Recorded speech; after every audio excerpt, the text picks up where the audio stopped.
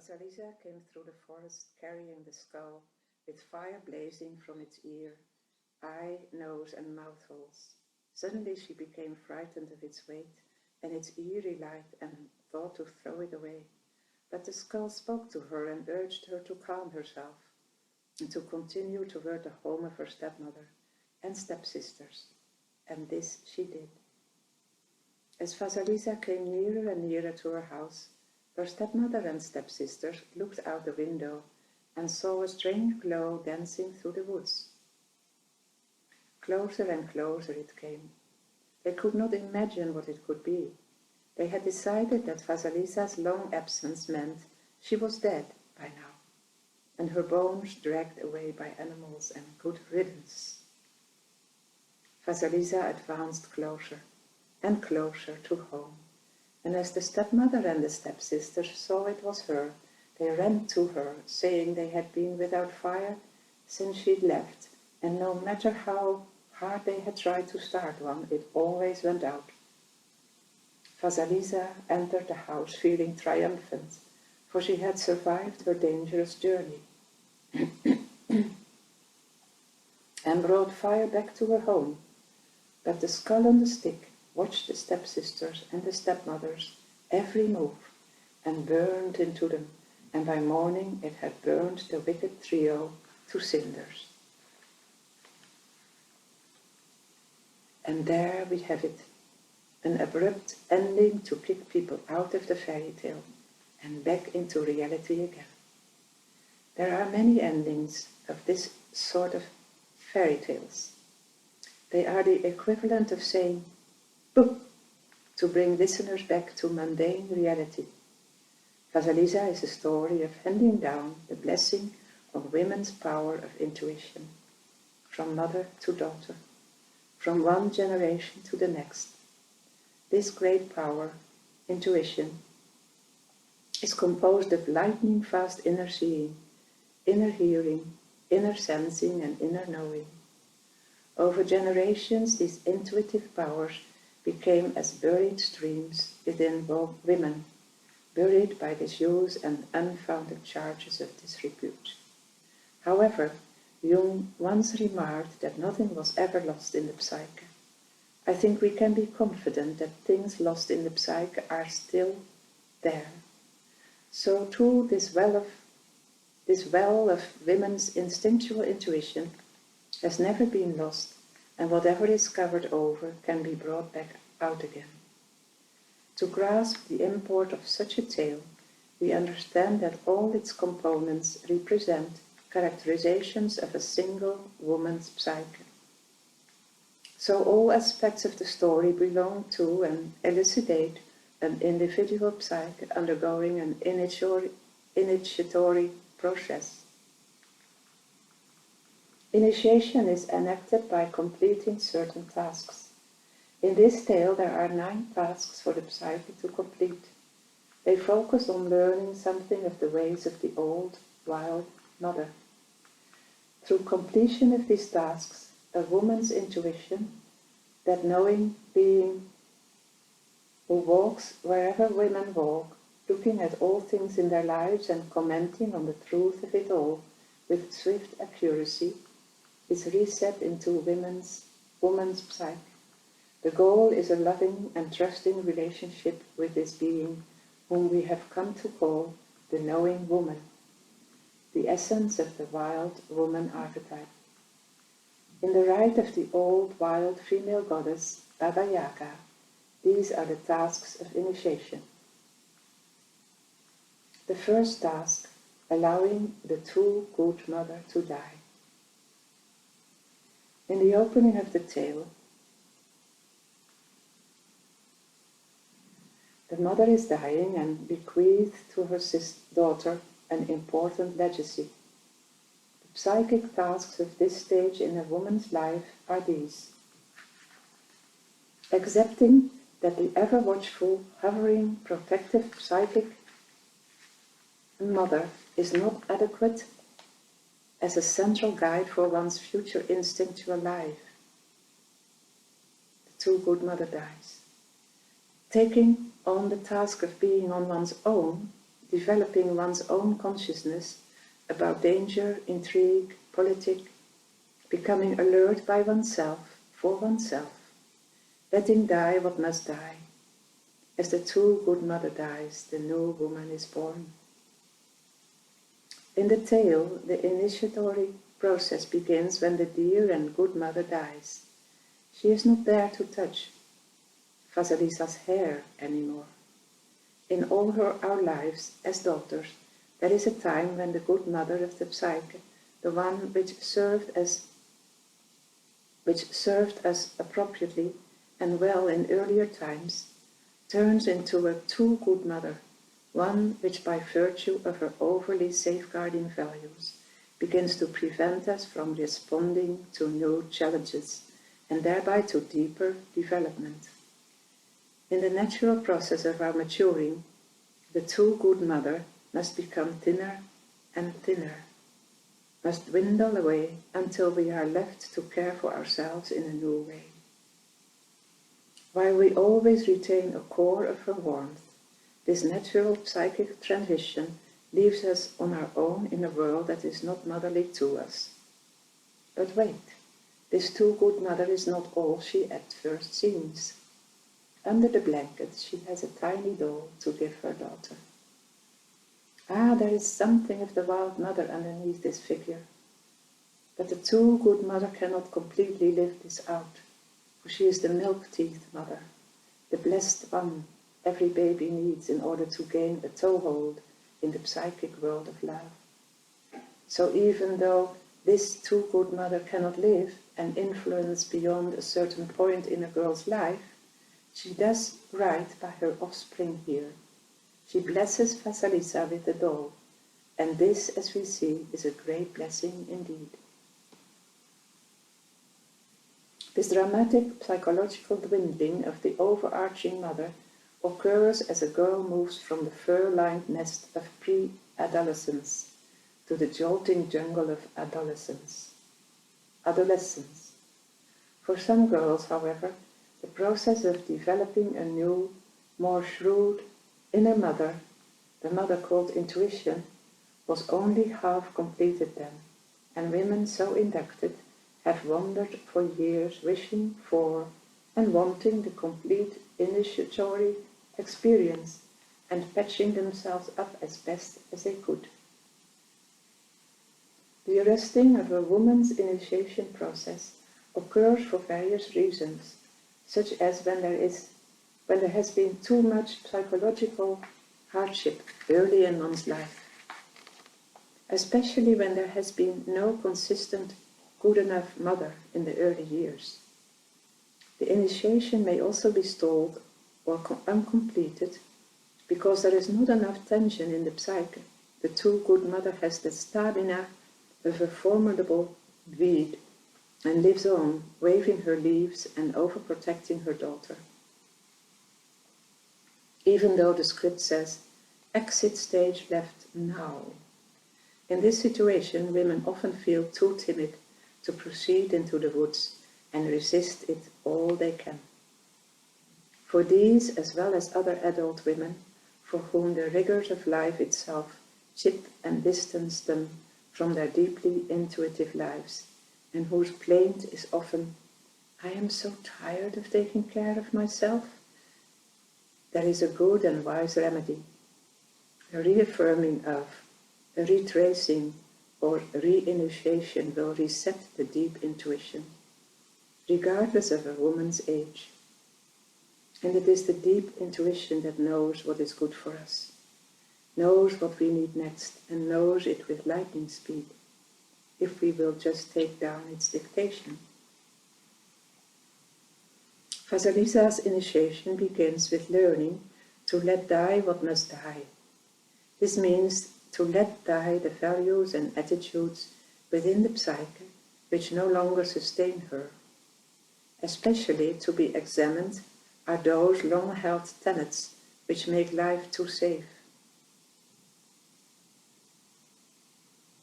which overprotect, which make women walk with a scurry instead of a stride. The time during which the childhood positive mother dwindles and her attitudes die away as well, is always a time of great learning. Although there is a period in all our lives during which we rightfully remain close to the protective psychic mother, for instance when we are actual children, or during recovery from an illness or psychological or spiritual trauma, or when our lives are in danger and being quiet will keep us safe. And even though we retain large stores of her succor for life, there also comes a time to change mothers, so to speak. If we stay overly long with the protective mother within our own psyches, we find ourselves impeding all challenges to ourselves and therefore blocking further development. While I do not in any way advise that a woman ought to throw herself into torturous or abusive situations, I do mean she must set for herself a something in life that she is willing to reach for and therefore take risks for it.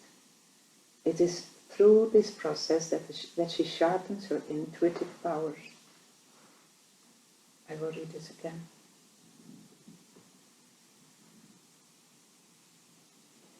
If we stay overly long with the protective mother within our own psyches, we find ourselves impeding all challenges to ourselves and therefore blocking further development. While I do not in any way advise that a woman ought to throw herself into torturous or abusive situations, I do mean she must set for herself a something in life that she is willing to reach for and therefore take risks for. It is through this process that she sharpens her intuitive powers. Among wolves, when a wolf mother nurses her pups, she and they spend much time lazing about. Everyone slumps over everyone in a great puppy pile. The outer world and the world of challenges are far away. However, when the wolf mother finally trains the pups to hunt and forage, she shows them her teeth, more often than not. She snaps and demands they keep up. She shoves them down if they don't do what she requires. And so it is in order to pursue further development that we exchange the hovering internal mother, which was so apt for us when we were young, for another kind of mother, one who lives even deeper in the psychic wilderness, one who is both escort and teacher. She is a loving mother, but also fierce and demanding. Most of us will not let the too good mother die just because it is time. Although this too good mother may not allow our most vivid energies to surface, it is so nice to be with her, so comfortable. Why leave? Often we hear voices within our minds which encourage us to hold back, to stay safe. These voices say things like, "Oh, don't say that," or "You can't do that," or "Well, you're certainly not one of my children, friends or peers, if you do that," or "It's dangerous out there," or "Who knows what will become of you if you insist on leaving this warm nest," or "You're just going to humiliate yourself, you know," or even more insidious still, "Pretend you are taking risks, but secretly stay there with me." These are all voices of the frightened and rather exasperated too good mother within the psyche. She cannot help herself. She is what she is. Yet if we merge with the too good mother for too long, our lives and our gifts for expression fall into the shadows, and we become scant instead of strong. And worse, what occurs when one compresses a vivid energy and allows it no life? Like the magic porridge pot in the wrong hands, it grows and grows and grows until it explodes, spilling all of its goodness onto the ground. So we must be able to see that for the intuitive psyche to be invigorated, the nice hovering protector must recede, or perhaps more accurately, we eventually find ourselves pushed out of that nice, cozy tete-a-tete. Not because we planned it that way, not because we were completely ready. No one is ever completely ready. But because there is something waiting for us at the edge of the woods, and it is our fate to meet it. Guillaume Apollinaire wrote, "We took them to the edge and bade them fly. They held on. Fly, we said. They held on. We pushed them over the edge, and they flew." It is typical for women to be afraid, to let the too comfortable and too safe life die. Sometimes a woman has reveled in the protection of the too good mother and so desires to continue ad infinitum. She must be willing to feel anxious sometimes, otherwise she might as well have stayed in the nest.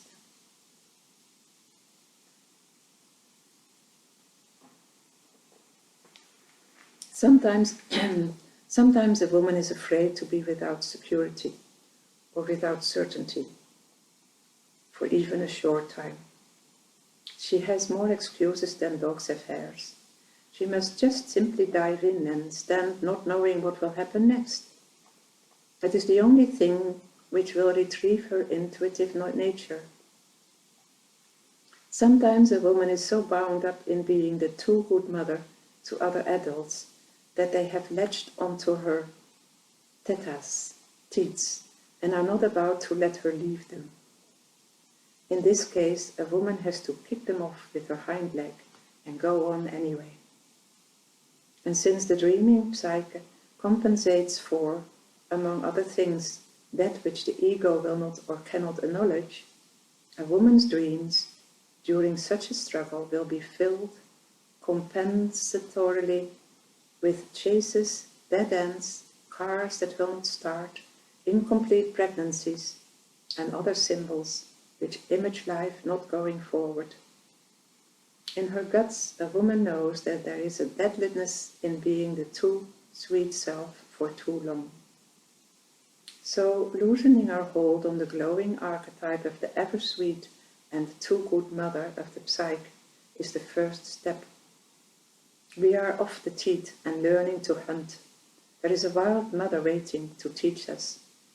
But in the meantime, the second task is to hold on to the door while we learn its uses.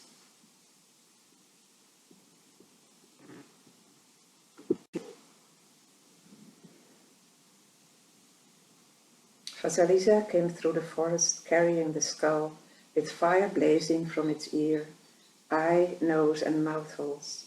Suddenly she became frightened of its weight and its eerie light and thought to throw it away. But the skull spoke to her and urged her to calm herself and to continue toward the home of her stepmother and stepsisters. And this she did. As Vasilisa came nearer and nearer to her house, her stepmother and stepsisters looked out the window and saw a strange glow dancing through the woods. Closer and closer it came. They could not imagine what it could be. They had decided that Vasilisa's long absence meant she was dead by now, and her bones dragged away by animals and good riddance. Vasilisa advanced closer and closer to home, and as the stepmother and the stepsisters saw it was her, they ran to her, saying they had been without fire since she'd left, and no matter how hard they had tried to start one, it always went out. Vasilisa entered the house feeling triumphant, for she had survived her dangerous journey and brought fire back to her home. But the skull on the stick watched the stepsisters and the stepmother's every move and burned into them, and by morning it had burned the wicked trio to cinders.